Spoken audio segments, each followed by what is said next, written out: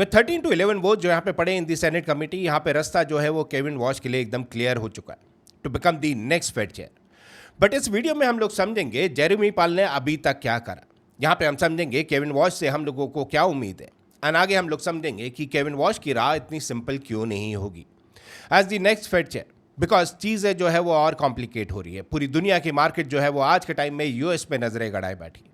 पूरी दुनिया की मार्केट यहाँ पे देख रही है केविन वॉश जब यहाँ पे फेड चेयर बनेंगे, क्या वो यहाँ पे इंटरेस्ट रेट कम करेंगे या इंटरेस्ट रेट को यहाँ पे कांस्टेंट रखेंगे।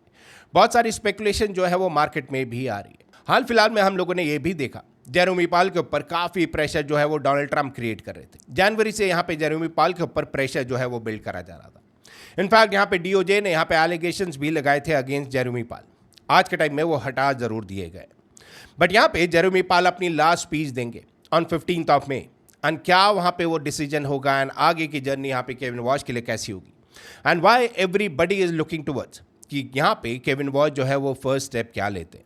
क्या वो इंटरेस्ट रेट में यहाँ पे कमी देखने को मिलेगी जिसकी वजह से यहाँ पे इन्फ्लेशन जो है वो इंक्रीज हो सकता है। इन सब की बातें करेंगे आज इस वीडियो में। बट सबसे पहले यहाँ पे बात कर लेते हैं रिगार्डिंग जेरेमी पावल। जेरेमी पावल अपनी लास्ट स्पीच देने वाले हैं on 15th of May, but उनकी जर्नी में उन्होंने काफ़ी कुछ देखा। उन्होंने यहाँ पे स्ट्रांगली होल्ड करा एफओएमसी को कम वट में। यहाँ पे उन्होंने कोविड के टाइम्स भी देखे, यहाँ पे उन्होंने इन्फ्लेशन भी देखा, वो सारी चीज़ें यहाँ पे कंट्रोल करते हुए चले। बिकॉज जेरेमी पावल हमेशा बोला करते थे data is something he is looking into, and data के अगेंस्ट ही वो यहाँ पे कोई डिसीजन अपना लिया करते थे। किसी के प्रेशर में यहाँ पे कभी भी जेरेमी पावल नहीं आया।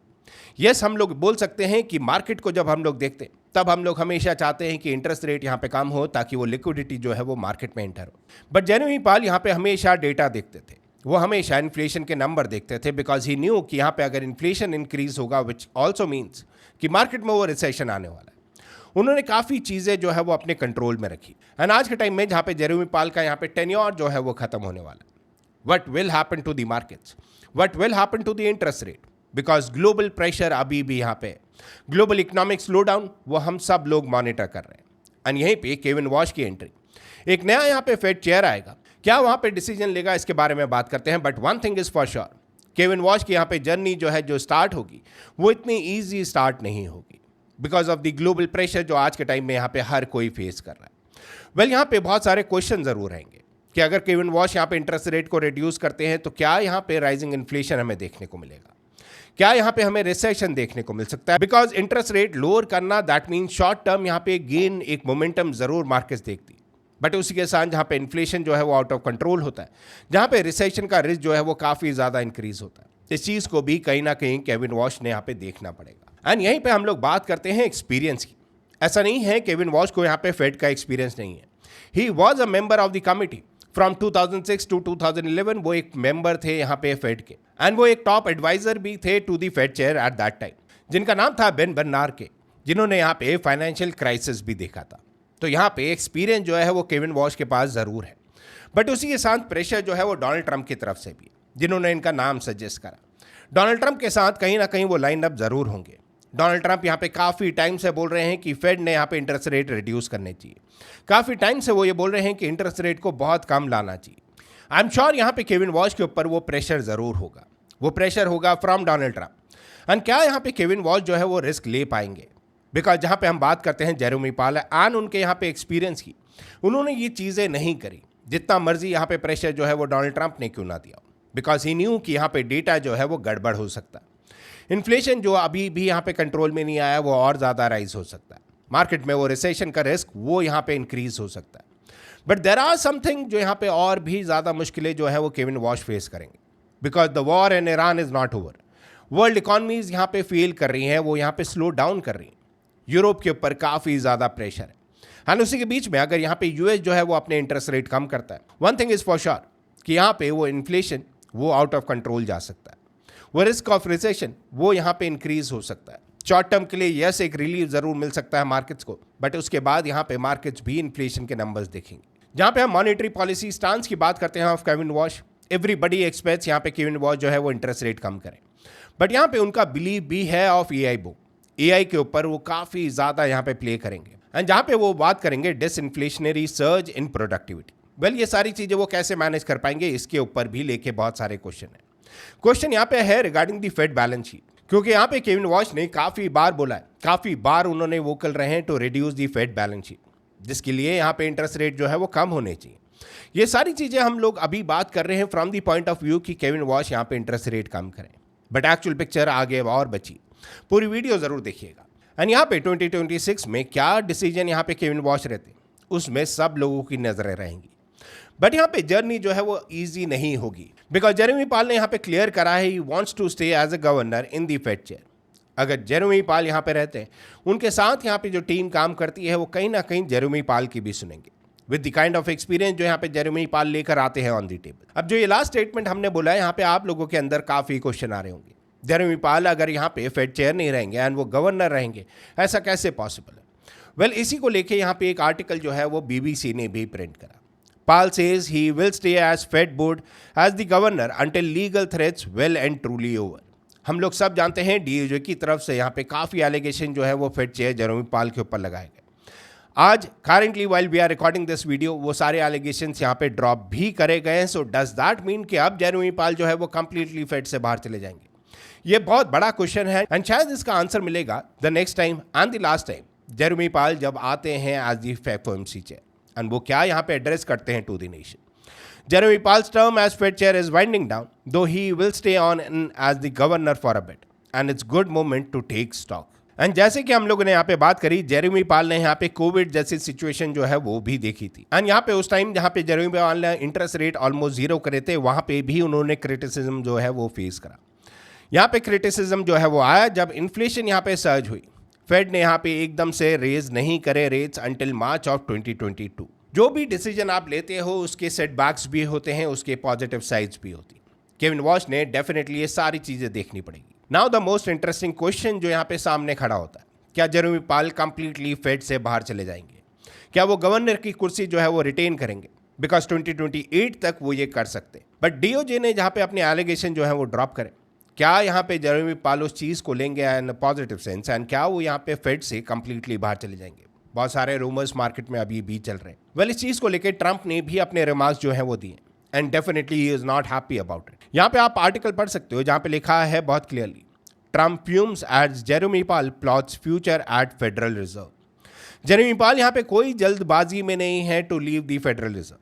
यस, वो चेयरपर्सन नहीं होंगे, बट यहाँ पे चेयरपर्सन जो डिसीजन लेता है वहाँ पे वो कमेटी की भी सुनता है, वो सुननी पड़ती है। यहाँ पे आप पढ़ सकते हो, Powell said Wednesday that he will remain on the Fed board for undetermined amount of time after Kevin Walsh takes over as chair, given the various legal threats he believes the bank still faces. यहाँ पे banks के ऊपर भी pressure जो है वो आ सकता है, इसमें ये चीज़ें जो है वो बहुत क्लियर यहाँ पे। बट जैसे कि हमने बात करी, केविन वॉश की यहाँ पे स्टार्ट जो है वो बहुत ज़्यादा कन्फ्यूजिंग रहेगी। वो जो भी डिसीजन लेंगे उसका एक सेटबैक ज़रूर होगा। अगर वो यहाँ पे इंटरेस्ट रेट कम नहीं करते, he will be in the firing line, but अगर वो इंटरेस्ट रेट कम करते हैं तो इन्फ्लेशन यहाँ पे काफ़ी ज़्यादा इंक्रीज होगा। उसी को लेके काफ़ी लोग एक कंसर्न जो है वो जता भी रहे हैं। Former Fed economist raises alarm on Warsh after historically partisan vote, this is not normal is going to be the theme. अब ये चीज़ें जो है वो कहाँ लीड करती हैं? क्या केविन वॉश यहाँ पे ड्रास्टिकली रिड्यूस करेंगे इंटरेस्ट रेट? ऐसे क्वेश्चन जो है वो लोग पूछने लगे हैं, बिकॉज जो लोग मार्केट्स को यहाँ पे मॉनिटर करते हैं, ग्लोबली मार्केट जो है वो इनफैक्ट यहाँ पे US की तरफ आप देख रही है। जेरेमी पाल की लास्ट स्पीच वो क्या मैसेज यहाँ पे क्लियर देती है, वो क्या स्टेटमेंट यहाँ पे देती है, उस पे सब लोगों की नजरें रहेंगी। बट अब बात कर लेते हैं दो मेजर पॉइंट की। केविन वॉश का फ्यूचर फॉर दी मार्केट्स कैसा हो सकता है, मार्केट्स वहाँ पे कैसा रिएक्ट कर सकती, एंड उसी के साथ केविन वॉश जिस टाइम में यहाँ पे फेड चेयर बन रहे उनके लिए इतना डिफिकल्ट क्यों है जितना हम लोग सोच रहे हैं। वेल, एक आर्टिकल के थ्रू यह हम आपको समझाने की कोशिश करते हैं। Kevin Warsh's job at the Federal Reserve just got a little harder. Wash, who is likely to be confirmed as Fed chair, was already set to inherit an uncertain economy. This week's interest rate decision made things more complicated and awkward. Well, इस बार का decision जो है वो Jeremy पाल लेंगे, and क्या चीज़ है वो बोलेंगे उसमें यहाँ पे नज़रें ज़रूर रहेंगी। बिकॉज इतने लंबे टाइम तक जहाँ पे जिस इंसान ने इकॉनमी रन करी है US की, एंड उसको यहाँ पे रिसेशन से बचाया, क्या केविन वॉश आके 2 मिनट में कोई ऐसा हार्श डिसीजन लेंगे जिसकी वजह से चीज़ें जो है वो और कॉम्प्लिकेट हो जाएगी? बहुत सारे लोग यही सोच रहे हैं। But what about the markets, and markets में लोग यहाँ पे क्लोजली क्यों मॉनिटर कर रहे हैं ये सारी चीज़ें? Well, leadership transition as Fed, how a Warsh chairmanship could impact the markets. Well, markets के बारे में कहना बहुत मुश्किल है। मार्केट कैसे रिएक्ट करेगी किसी भी न्यूज़ को लेके, but one thing is for certain, जहाँ पे इंटरेस्ट रेट कम होते हैं वहाँ पे लिक्विडिटी जो है वो इंक्रीज होती है। ये चीज़ें हमने पास्ट में देखी। Kevin Warsh's nomination suggest that Fed में lean into rate cuts flexibility as AI accelerate productivity which potentially allows economic expansion without reigniting inflation pressure। तो यहाँ पे जैसे कि हमने इनिशियली भी बात करी, यहाँ पे प्ले जो है वो AI को लेके भी है, जहाँ पे प्रोडक्टिविटी जो है वो स्टेबल रह सकती है। वेल वॉश के सामने चैलेंजेस हैं वो यहाँ पे इन्फ्लेशन की हम लोग बात करें, arguing that government spendings and money supply growth, not wages that drive inflation, signaling a potential pivot on how the Fed diagnoses and manages price pressure।